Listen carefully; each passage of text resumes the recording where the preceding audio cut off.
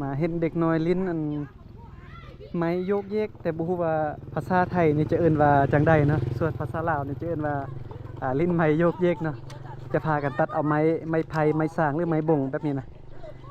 เบิ่งเข้าเบิ่งเด้อเป็นแบบนี้นะแล้วก็เอาตีนเย็บนี่แล้วก็ย่างไปแต่ว่าตอนนี้เบาลังเฮ็ดบ่เป็นนะตอนยังน้อยนี่ลิ้นเป็นอยู่แต่ว่าตอนใหญ่ลิ้นบ่เป็นละ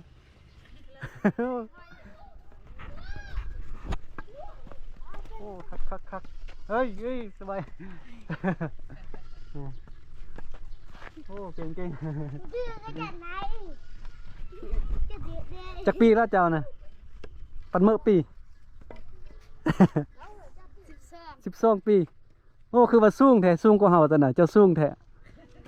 โอ้ลืมเบิ่งเนาะเย็บไม้นี่ เฮ็ดผู้เดียวบ่ไม้นี่เฮ็ดผู้เดียวไปเอาอยู่ใส่ไม้นี่โอ้นี่เอาตัวนี้สูงแม่เฮ็ดตัวนี้มันสูงไกลหัวโอ้ยันไม้ลมปักอันนี้เจ้าเด้อ เป็นไงนี่เฮ็ดดูให้เบิ่งดูเฮ็ดให้เบิ่งดูเก่งบ่นี่ปัดโธบ่ธรรมดา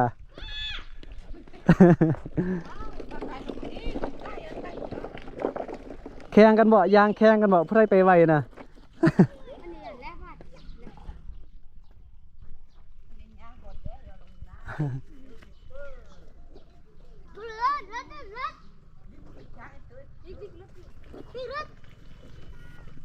รถมาเนาะ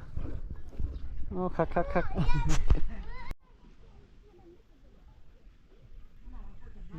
ตอนนี้เข้ามาในกลางบ้านแล้วเนาะหมู่บ้านนี่ก็จะบ่กวางใหญ่ปานใดนะเป็นหมู่บ้านน้อย อยู่ทางเทิงพุ่นยังมีเต็มเนาะทางพุ่นนะด้านเทิงพุ่นแต่ว่ากลายมาแล้วเนาะ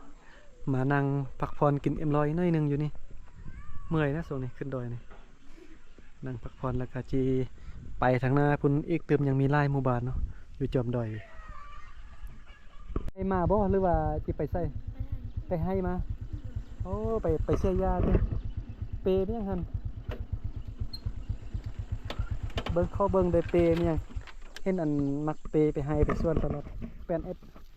ซอคงกินมาบ่เอาอันนี้ไข่ โอ้อันนี้มันมากยังเนี่ยข้อเบิ้งเด้อจับเบิ้งเด้ออันนี้เอิ้นว่ามากยังเนี่ยภาษากะมุเราจะเมื่อลองขี่ปก ภาษาเราลมบ่ฮู้เลยบ่เคยเห็นจักเทื่อดีกินบ่มากเนี่ยน่ะบ่ได้กินเอาไปยังสั่นคันบ่ได้กินน่ะไข่อันนี้ปันเมื่อปีจักปีแล้ว10 ปีอายุ10 ปีแล้วอันนี้เด้อ11 ปีเนาะเห็นเด็กๆไปให้ไปส่วนมาเนาะตอนนี้กำลังกลับบ้านอ๋อ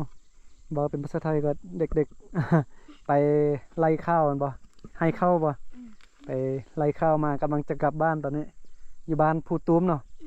ไกลบ่บ้านภูตูมนี่บ่ไกลอ่ะย่างไป2 คนอ่ะป้าขี่ได้บ่รถจักรนี่กล้าขี่บ่ ยานบ่ยานโจรลักเด็กน้อยอ่ะ โอ้น่าเบิ่งคือจะได้ขี่น่าจะขี่บ่ได้เนาะ3 คนขึ้นดอยเนี่ยยางบ่เมื่อยได้เมื่อยอ่ะบ่เมื่อยเนาะคันบ่มีเครื่องไล่ที่ขี่ไปนำกันได้อยู่รถจักรนี่ยานพาลมได้ยางเอากันเนาะมีเครื่องไล่ได้ไปแล้วที่ยังเข้าเฮียนบ่ตอนนี้บ่เข้าอ่ะเข้าเดี๋ยวนี้พักเนาะเดือน9จึงเข้าตึมเนาะโอเคขอบเยี่ยมเดินทางปลอดภัยเฮาก็จะไปบ้านเจ้านี่แหละไปเจอกันอยู่บ้านเนาะโอเคไปกันเนาะเด็กน้อยไปให้ไปส่วนมาว่าจะพาขี่รถจักรนำแต่ว่ามีเครื่องไล่เนาะ เบาหลังยานจะผ่าลมนักเครื่องนี่เลยเด็กน้อยก็น่าจะยานเบาหลังเขาจะยานว่าเป็นโจรเป็นยังจังนั้นนะเพราะว่าส่วนคนเขาประกาศเนาะ